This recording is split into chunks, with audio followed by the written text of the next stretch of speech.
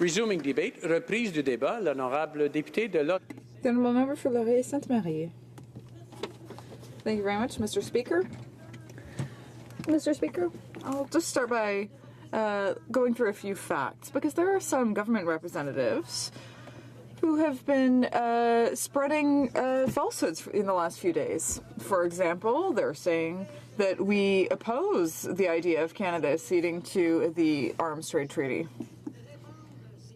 The people who are spreading that fake news know that this is not the case. We have always supported Canada's accession to the Arms Trade Treaty. In fact, we have been calling for it for years. But we want to do this properly. We want to accede fully to the treaty, not just by half measures. And the bill before us today does not do that. I will read you an extract of an email I received from Project Plowshare, which is probably the best-known organization in Canada when it comes to arms control.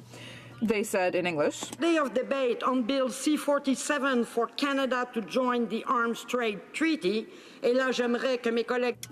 Now I'd like my colleagues across the way to listen well. Use the merits of the ATT with merits of the bill. And they say, Things remain in export controls, notably loopholes on the export of arms to the U.S. And that is why, because there are these huge holes that we can't support this bill. We support the Arms Trade Treaty, but we do not support the bill that would implement it. That is why I cannot support it. The NDP cannot support it. And that's why the experts don't support it. Now, they may express some satisfaction about some of the specific changes that the government accepted, but as of today, they are against this bill. That's why thousands of people wrote to the minister, calling on them to withdraw the bill and to make a more comprehensive bill that covers exports to the U.S.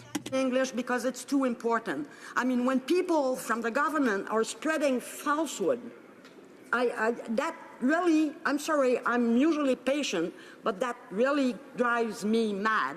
And I think these people should be ashamed of themselves. So they say we are opposing acceding to the ATT. That's a bit rich.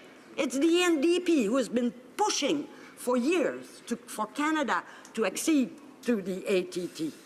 But we want to do it well. We want to do it completely, not a half-baked measure.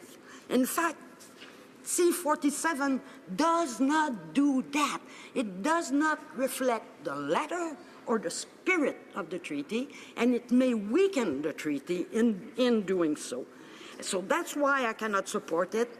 That's why experts on arms control, as of today, still oppose Bill C-47, and that's why 33,000 Canadian citizens wrote to the minister and asked her to fix that bill. So the Liberals are defending this idea, and they're really showing a lack of respect for the experts. Now, what's the main problem? I'll go over it fairly briefly because I know I don't have a lot of time. First of all, there are the exports to the U.S. Over half of our exports go to the U.S. Speaker, that more than half of our export go towards the United States. We don't even know if it's 52% or maybe 57%. Oh, who knows, 62%. Why? Because we have absolutely no information on our export to the U.S.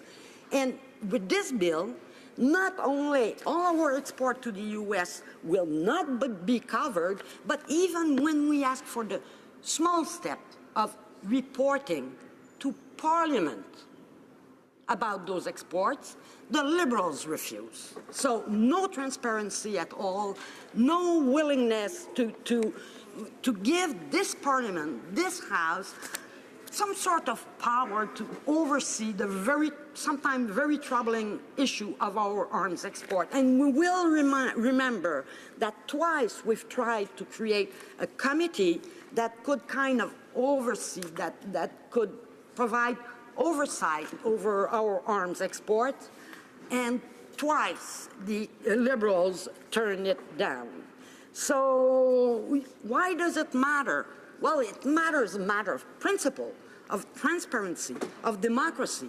It matters also because under the administration, the Trump administration, they are lowering their standards for arms export. So we've seen, for example, that some piece and equipment, Canadian equipment, go to the United States, and then they become part of shipments that go to countries like Nigeria.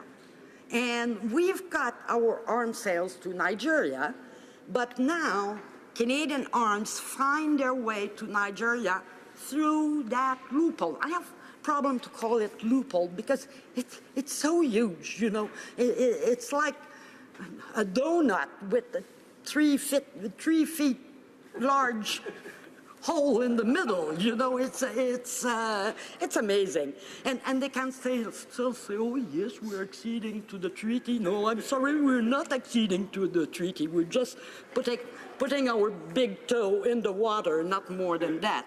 So this is a huge hole, and we even learned a few weeks ago there was this big story about helicopter sale to the Philippines that were going to the Philippines without requiring an export permit. How interesting.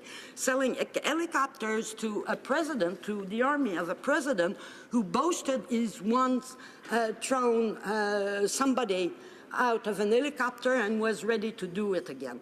And why didn't it need an export permit? Because the deal was organized with an agreement with Department of National Defense and the Canadian Commercial Corporation, and it was deemed that helicopters are not military stuff. So, you know, it just went through. It created hoopla. Of course, Canadians were upset by that.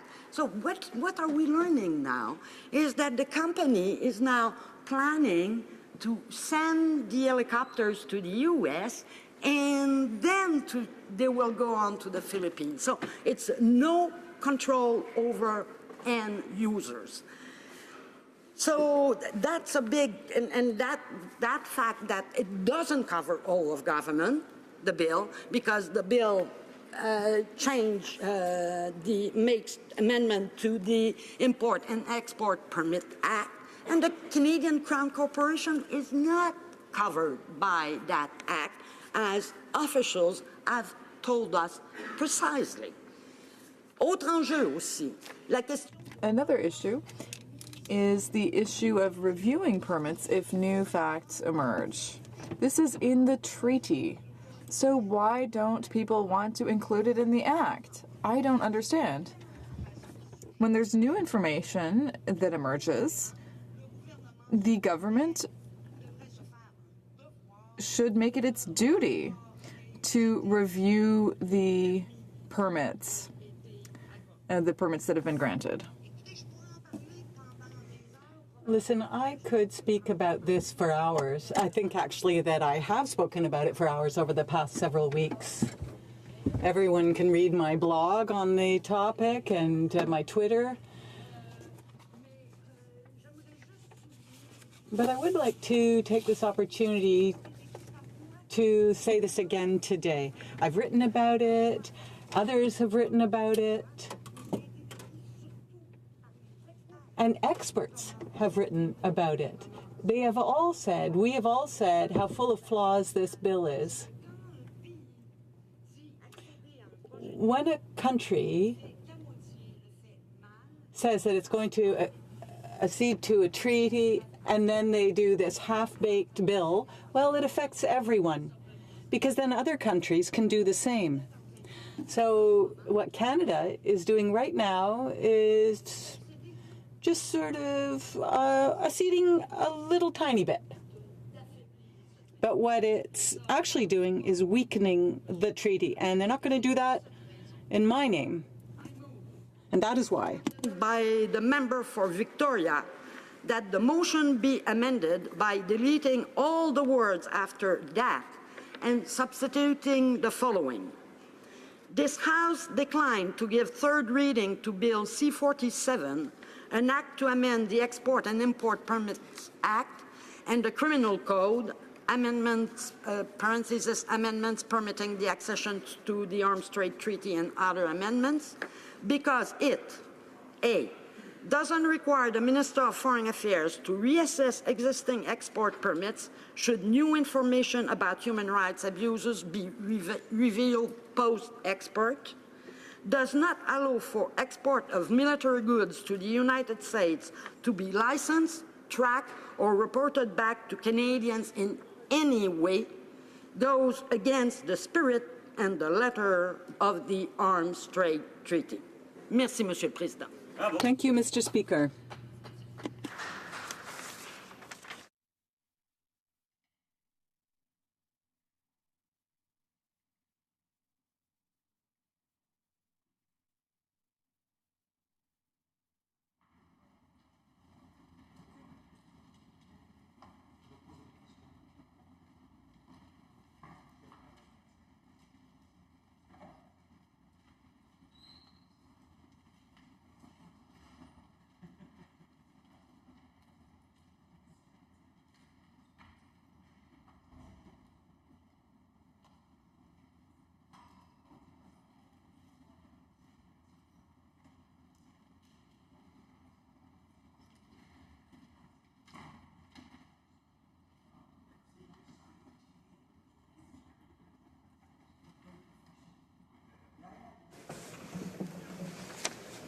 Motion moved by Madame Laverdière, seconded by Mr. Rankin, that the motion be amended by deleting all words after the word that and substituting the following. This House declined to give third reading to Bill C-47, an act to amend the Export and Import Permits Act and Criminal Code, excuse me, amendments permitting the accession to the Arms Trade Treaty and other amendments because it, A, doesn't require the Minister for Foreign Affairs to reassess existing export permits should new information about human rights abuses be revealed post-export, and B, does not allow for exports of military goods to the United States to be licensed, tracked, or reported back to Canadians in any way. C, goes against the spirit of the letter of the Arms Trade Treaty. The amendment is in order and accepted. Questions and comments? The Honourable Member for Ottawa West Nepean. Thank you, Mr. Speaker. And I have a tremendous respect for my honourable colleague, but I am tremendously disappointed to hear that she is trying to block this legislation from moving ahead to third reading, because, in fact, let's be clear, the Arms Trade Treaty, once Canada accedes to it, is legally binding on Canada, both under international law and under Canadian law, all of the Arms Trade Treaty. But in order to do that, we need Bill C-47 to pass, because this is the enabling legislation that is a precondition to Canada acceding to the treaty. There are child soldiers and women who are being raped and human rights defenders and all of these people around the world who don't want to wait anymore. This delay by my honourable colleague is actually going to cost a lot of people around the world. I would like to ask her, is it not true that we need this bill to accede to the treaty, and once we accede to the treaty, it is fully and completely legally binding on Canada? The Honourable Member for Laurier-Sainte-Marie. Monsieur le Président, Mr. Speaker. Canada, ça voudrait dire si tous les... That would mean, if they were fully binding on Canada, that would mean this. The minister would have to reassess export permits when new information arises, and the Liberals refuse to include that. And it would also mean that there would be no discrimination at all, because we would at least include reporting on exports to the United States that represent half of our exports. We're not just talking about a small amount here. And I'd just like to read something to my colleague. She spoke about child soldiers and women dying. So I'd like to read something to her that on control arms or by control arms. They're very, very well known. And when they spoke in Geneva last week, this is what they asked for. They were referring to Canada at the time, and they said, ensuring that national implementation systems will ultimately be fully treaty compliant at the time of accession. We note in this regard the example of Canada, which is currently working through the ATT accession process.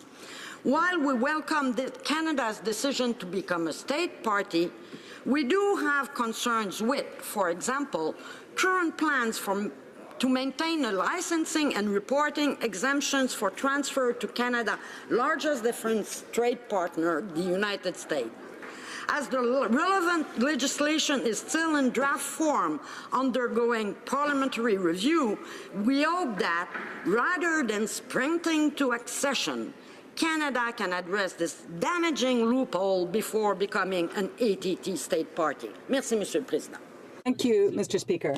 The The honourable member for Sarnia-Lambton. Thank you, Mr. Speaker, and I'd like to thank my colleague for an excellent speech. One of the questions I have, I see that there are a lot of countries that have not signed on to the treaty, and I don't really understand the concerns that they have and why they've not signed on. And I wonder if she could elaborate on anything she knows about why other countries have not signed on to the treaty. Yeah. Laurier Sainte-Marie. Merci. Thank you, Mr. Speaker. And I'd like to thank my colleague for this question. And I must also thank her for her tenacity and her professionalism. Despite her voice problems today, I'm so glad she's here to put questions in the House today. It's true that there are some countries who have not acceded to the treaty. There are very few countries who haven't signed it. The United States did sign it. They didn't ratify it, but they signed it. And unfortunately, in all situations like this one, there will always be those countries who do not necessarily want to be good team players. And that's why I am so troubled by this bill. You see, Canada isn't being a good player. When Canada is singled out in Geneva, it means that it hasn't come forward with appropriate legislation, and it means that we're not necessarily good players. We're simply projecting the image, perhaps, that we're being good players, but we're not. And that's not okay. Questions and comments. The honourable member for Victoria. Mr. Speaker, and I'd like to join others in saluting my colleague from Laurier Sainte-Marie for her excellent speech and for her tenacity and long-standing support of the treaty. And I think as well for pointing out the government's, if I can call it, false narrative, both about the bill, about the NDP's position on the bill, and about the position of those 33,000 people who provided their input on this, and the experts who agree that it's far from a good arrangement. Mr. Speaker, the member in her speech talked about the social media today from Project Plowshares, a well-known group that suggested one must distinguish between the treaty and Bill C-47. They have long supported the treaty, as has she, but they point out as the, quote, shortcomings remaining in the export controls, like the loophole with respect to exports to the United States. That was the burden of the amendment by my colleague. I'd ask her to elaborate on that so-called loophole. The honourable member for Laurier Sainte-Marie. Thank you, Mr. Speaker. As I was saying earlier, I'd love to find another word for loophole, because when you have a loophole that's as big as half the bill, it's pretty big. So if anyone has ideas for another word we could use for this, I'd be happy to hear it, because it's literally an abyss. You know, Experts at first only mentioned a few issues, for example, exports to the United States.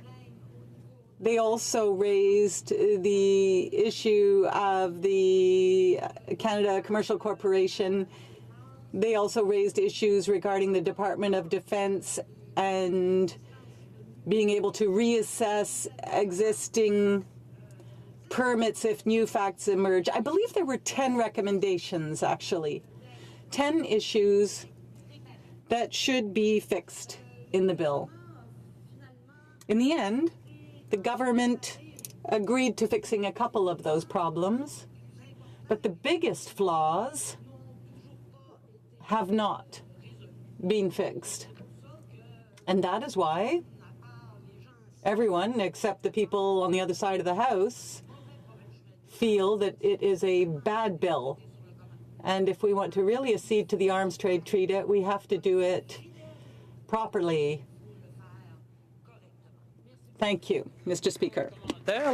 Questions and comments? The Honourable Member for Joliette. Thank you, Mr. Speaker.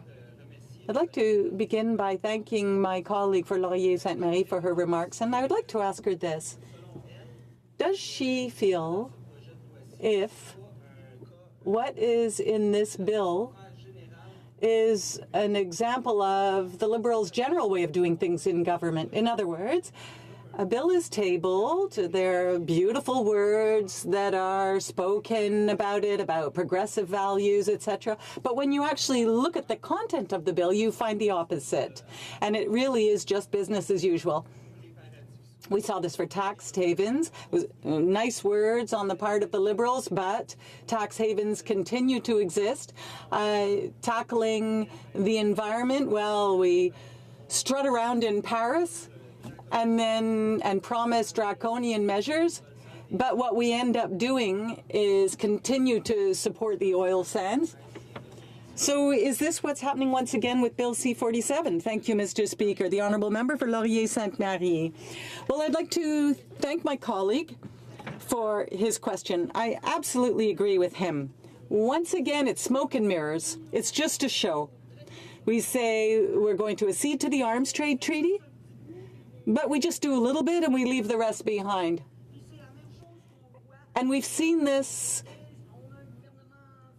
everywhere. They say they're going to have a feminist government. Well, here we have a feminist government selling arms to Saudi Arabia. We have a government that says that it's concerned about climate change, and then they end up buying old pipelines in the hopes that they'll be able to expand them. We have a government that talks about tax fairness. There's a good one. And then what does it do? It signs new agreements that will simply continue the use of tax havens. So really, you're just aiding and abetting all those people who use tax havens. And I think, yes, this is a typical kind of behavior. We're all realizing that on important issues,